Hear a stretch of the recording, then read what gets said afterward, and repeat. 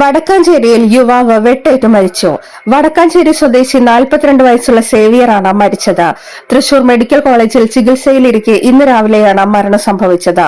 സേവിയറിനൊപ്പമുണ്ടായിരുന്ന സുഹൃത്ത് അനീഷിനും വെട്ടേറ്റു. ബുധനാഴ്ച പുലർച്ചെ 12:30യോടെയായിരുന്നു സംഭവം.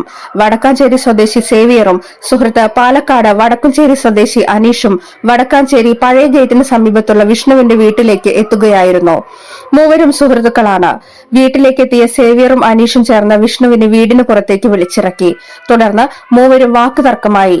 ഇതിനിടെ വിഷ്ണു കയ്യിലുണ്ടായിരുന്ന കത്തി ഉപയോഗിച്ച് സേവിയറിനെയും അനീഷിനെയും വെട്ടുകയായിരുന്നു. ആക്രമണത്തിൽ സേവിയറിന്റെ നെഞ്ചിലും വയറിലും ഗുരുതര പരിക്കേറ്റു. ഉടൻ ഇരുവരെയും പ്രദേശവാസികൾ ചേർന്ന് തൃശൂർ മുളങ്കുന്നത്തുകാവ് മെഡിക്കൽ കോളേജ് ആശുപത്രിയിലേക്ക് എത്തിച്ചു. അവിടെ ചികിത്സയിലിരിക്കെ രാവിലെ 7 മണിയോടെ സേവിയർ മരിച്ചു.